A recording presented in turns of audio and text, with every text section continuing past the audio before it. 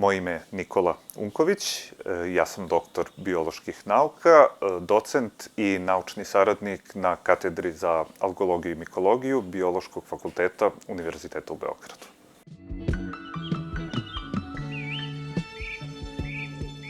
Studenti se sa mnom susreću već tokom prve godine, dakle brucoši, i to studenti programa molekularna biologija i fiziologija na predmetu osnovi algologije i mikologije, i to je jedan kurs gde oni stiču osnovna znanja iz oblasti algologije i mikologije ukoliko u daljem toku svojih studija budu radili na ovim organizmima kao model organizmima u eksperimentu, a studenti svih drugih programa mogu kasnije u toku studija, dakle drugoj, trećoj ili četvrtoj godini, da izaberu jedan od široke palete izbornih predmeta iz oblasti mikologije. Dakle, tu postoji ekologija gljiva, imamo i dva nova predmeta, aeromikologija i primjena gljiva u forenzici, odnosno forenzička mikologija. To je recimo jedan novi interesantan predmet gde studenti mogu da steknu uvid u to kako se sa jedne strane gljive mogu koristiti kao sredstvo za počinjavanje krivičnog dela, a sa druge strane mogu steći uvid u to kako se gljive mogu iskoristiti da se otkrije zapravo ko je počinilac krivičnog dela. Oni studenti koji tokom studija pokažu sklonost ka mikologiji mogu da upišu i master modul biologija gljiva, gde sa mnom sarađuju na predmetima diverzitet gljiva. Samo ime kaže, dakle, jedan širok predmet gde oni sticaju uvid u to koliko je zapravo raznovrsno carstvo gljiva. I drugi predmet je uloga gljiva u biodeterioraciji, gde oni zapravo stiču znanje o tom negativnom aspektu uloge gljiva u životnoj sredini, kako one zapravo narušavaju same materijale koji se nalaze svuda oko nas, a konkretno, s obzirom da u tom slučaju master rade kod mene, fokusiramo se na ulogu gljiva u biodeterioraciji predmeta i objekata kulturne baštine. Dakle, kako mikroorganizmi, konkretno u ovom slučaju gljive, uništavaju umetnička dela i koji je najefikasniji način da mi to sprečimo.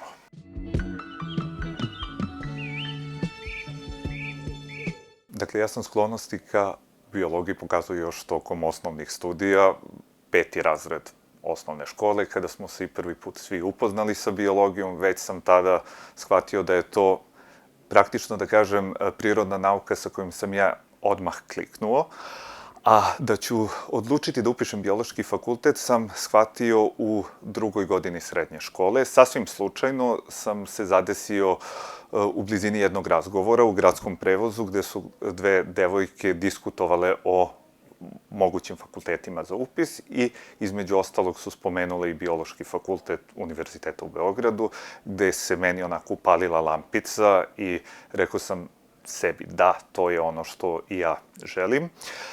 I zapravo prilikom upisa fakulteta sam se malo i kockao, moram priznati, jer želeo sam da to bude isključivo Univerzitet u Beogradu i Biološki fakultet Univerziteta u Beogradu, te to je jedini prijemni ispit koji sam ja polagao, tako da sam išao, da kažem, na sve ili ništa, ali eto, hvala Bogu, u mom slučaju to se dobro završilo.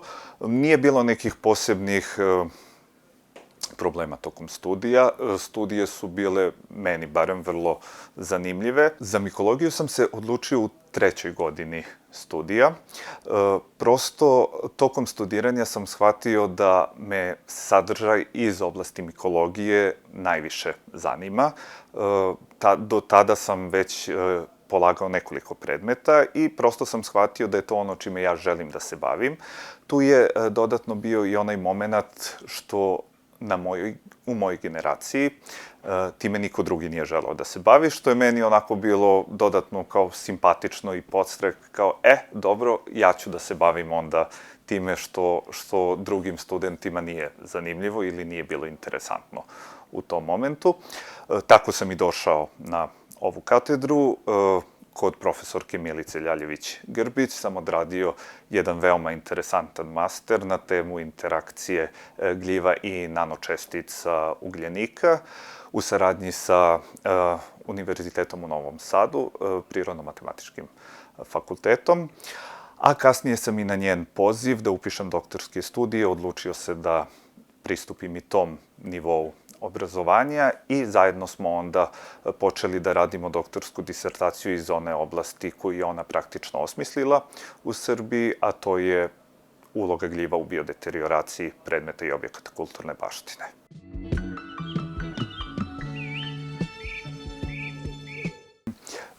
Postoji jako veliki broj fondova koji manje više redovno raspisuju različite konkurse. Biološki fakultet Univerziteta u Beogradu sve svoje zaposlene redovno obaveštava o različitim programima koji su trenutno otvoreni, gde praktično ja i sve moje kolege, ukoliko se naša nauka fituje u ciljeve tog programa, možemo konkurisati. Tu trenutno prednjači naravno Fond za nauku Republike Srbije kao jedna institucija koja je osnovana pre par godina, a koja 2 do 3 puta godišnje otvara različite programe, te manje više svi imaju priliku da konkurišu. Ja sam bio rukovodilac jednog projekta tu i trenutno učestvujem na drugom projektu, a planiram u narednom periodu kada se otvori novi konkurs i da konkurišem na treći projekat. Dakle, postoji prilika, samo je potrebno da se posvetite praktično tom procesu pisanja i to je nešto kroz šta su i studenti u velikoj meri uključeni, bilo s jedne strane kao ispomoć, a s druge strane pogotovo studenti doktorskih studija imaju priliku i kroz te projekte da se zaposle na fakultetu.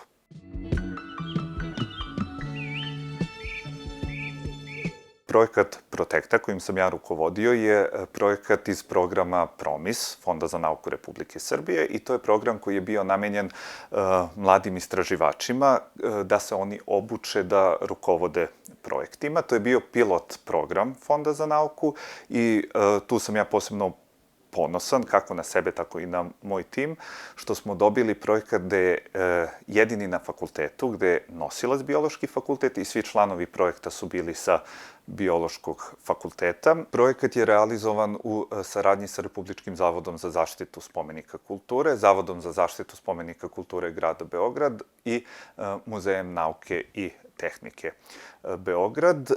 To su naše kolege koji su nama obezbedile pristup različitim spomenicima kulture širom Srbije i u okviru ovog projekta mi smo se fokusirali na 4 objekta. To su Pećinska crkva Svetih Petra i Pavla u Rosovcima, gde se nalazi jedinstven živopis poznat u narodu kao Ćelavi Isus, odnosno Isus Mladenac. Potom smo radili kiosk K67 iz zbirke Muzeja nauke i tehnike, sarkofag koji je poreklom iz Viminacijuma, a koji je pod zaštitom Zavoda za zaštitu spomenika kulture Beograd i poslednji objekat koji smo radili je stara crkva Svetog Vaznesenja Gospodnjeg u Gadžinom Hanu kao deo Niške eparhije. Jedan od ciljeva projekata je bio da se pokrije što veći broj materijala od kojih su kulturna dobra generalno sačinjena. Zbog toga imamo s jedne strane i zidne slike, s druge strane imamo krečnjački spomenik, dakle u pitanju je sarkofag, a onda smo odlučili da uključimo i ono što pripada takozvanoj savremenoj umetnosti, u pitanju je taj plastičan kiosk K67. Dakle, nama nije bio za cilj da pronađemo formulaciju koja bi bila efikasna samo na jednom tipu kulturnog dobra, nego prosto da vidimo da li ta formulacija može biti primenjivana praktično na svim vidovima umetnosti koji postoje. I upravo je to bio razlog zašto smo odabrali ove predmete. Sam projekat je imao za cilj da zapravo ispita koji su uzroci propadanja ovih umetničkih dela, praktično da mi ustanovimo koje gljive su tu prisutne i zbog čega su one dovele do oštećenja ovih vrednih dela umetnosti. I to je bila prva faza projekta. Druga faza projekta je bila da mi zapravo pronađemo efikasno, ekološki opravdano i bezbedno rešenje za taj problem. I mi smo se tu fokusirali na takozvane dobre bakterije koje produkuju različite metabolite, dakle jedinjenja koja mogu da se iskoriste za, da se laički izrazim, uništavanje gljiva koje nanose problem. I kroz taj projekat mi smo zapravo došli do jedne formulacije koja se nama pokazala jako efikasno, pogotovo na laboratorijskim modelima koji imitiraju kulturna dobra. Dakle, mi smo pokazali da u laboratoriji, u simuliranim uslovima, na modelima koji imitiraju kulturna dobra su naše formulacije jako efikasne, tako da je naredni korak istraživanja, jako je projekat završen, jako smo postigli sjajne rezultate, zapravo da mi tu formulaciju i primenimo, kako kažemo, in situ, dakle u realnim uslovima. Nas je kontaktirala Vlada Republike Srbije i ministarstvo kada su čuli za naše rezultate, jako su bili zainteresovani, te smo imali sastanke sa njima i turističkom organizacijom Srbije kako bismo pronašli neki adekvatan spomenik u Srbiji gde bismo mi mogli primeniti našu formulaciju, odnosno ustanoviti da li ona i u realnim uslovima pokazuje efikasnost koju smo mi dokazali u laboratoriji. To je faza projekta koja praktično još uvek traje, a jedna od ideja je bilo da vidimo da li uopšte naš proizvod ima potencijal za komercijalizaciju. To je bio jedan projekat kojim sam rukovodio. Drugi projekat koji je tekao paralelno sa ovim je bilateralni projekat saradnje Biološkog fakulteta Univerziteta u Beogradu sa Zavodom za zaštitu spomenika kulture Slovenije, gde smo mi radili jedan objekat iz Slovenije. U pitanju je spomenik Mitreju, koji se nalazi u Črnomelju u Sloveniji, a drugi objekat koji smo radili u okviru programa PROMIS je bila Crkva Svetog Vaznesenja Gospodnjeg. Projekat je bio sličnog cilja, dakle imao je za cilj da pronađe efikasnu biokontrolnu metodu, a dodatno je imao za cilj i razvoj efikasnog biomimetičkog sistema koji bi omogućio da mi efikasno uklonimo posledice prisustva gljiva. Dakle, s jedne strane smo uklonili uzrok oštećenja, a sa druge strane nam je cilj projekta bio da uklonimo i same posledice toga što su gljive uništavale ta kulturna dobra. Sva naša istraživanja su deo predkonzervatorskih radova. Dakle, mi najčešće na teren izlazimo na poziv naših kolega iz različitih ustanova kulture kada se oni susretnu sa problemom prisustva nekog oštećenja ili vidljivog porasta nekog organizma i onda ne znaju koji je to organizam, zašto je on tu, kakve probleme izaziva. Tako da kažem, naša faza istraživanja zapravo predstavlja samo pronalazak uzroka, a sve dalje šta će se raditi na osnovu naših nalaza rade naše kolege konzervatori i restauratori po preporukama koje im mi damo na osnovu dobijenih rezultata. Preko Fonda za nauku Republike Srbije je projekat Protekta uspostavio i kontakt sa projektom Modeko 2000. To je projekat Arheološkog instituta Beograd, gde smo mi zajedno obradili jedan objekat, u pitanju je Trajanov most, a kroz tu zajedničku saradnju smo i osmislili doktorsku disertaciju koja će u narednom periodu biti odbranjena. Cilj doktorske disertacije je bio da se utvrdi razlog propadanja dva objekta koji se nalaze u arheološkom nalazištu Viminacijum, koji su neposredno pre pandemije COVID-19 iskopani i koji se trenutno nalaze u procesu konzervacije i restauracije.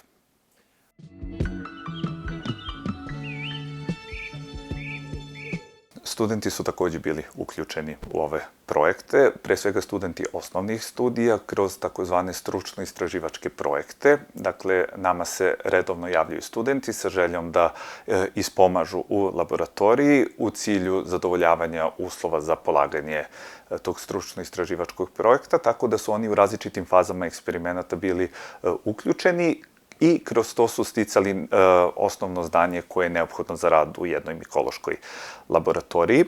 I jedan i drugi projekat, dakle i projekat Fonda za nauku i slovenački projekat je rezultovao po jednom odbranjenom master tezom, dakle imali smo master studenta i na jednom i na drugom projektu i mogu čak i da se pohvalim da su rezultati projekta Fonda za nauku već publikovani u odličnom časopisu, a da su rezultati master teze, koja je odbranjena iz slovenačkog projekta, trenutno na recenziji u jednom izuzetno jakom časopisu.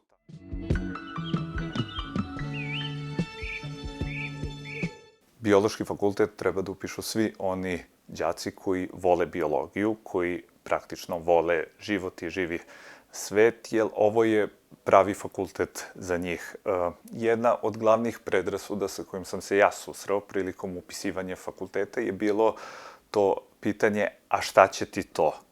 Jako mali broj ljudi je zapravo svestan koje su sve mogućnosti nakon što se završi biološki fakultet. Dakle, završiti biološki fakultet ne znači samo raditi u školi kao nastavnik, odnosno kao profesor, što je svakako sjajno i mi to podržavamo, već zapravo pruža mogućnost da se radi u različitim institutima, kompanijama, dakle firmama, pogotovo danas kada se sve više razvijaju te kombinovane discipline kao što su biotehnologija, kao što su bioinformatika, biomedicina, sve je veća prilika za naše studente da zapravo se zaposle u firmama koje revolucionarna otkrića na dnevnom nivou imaju.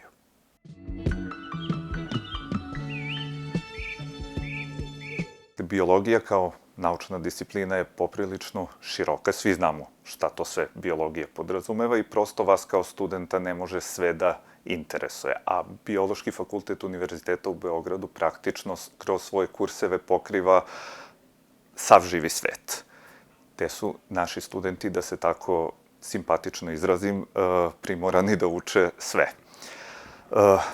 Ono što bih ja posebno istakao kao prednost Biološkog fakulteta Univerziteta u Beogradu je upravo postojanje katedre za algologiju i mikologiju koju ja pripadam, jer to je jedan od retkih univerziteta u Evropi gde uopšte ta naučna disciplina postoji kao zaseban departman i gde postoji paleta predmeta kroz koji studenti mogu da se konkretnije upoznaju sa mikologijom, s obzirom da je mikologija jedna poprilično mlada disciplina i na mnogobrojnim univerzitetima, kako u Evropi, tako i u svetu, se ona ili ne izučava ili se samo parcijalno izučava u okviru drugih kurseva. Biološki fakultet Univerziteta u Beogradu kroz svoju nastavu prati sve svetske trendove i mogu reći da u odnosu na neke univerzitete u Evropi mi i značajno prednjačimo. Ono što je naš najveći problem je trenutno problem prostora, odnosno to što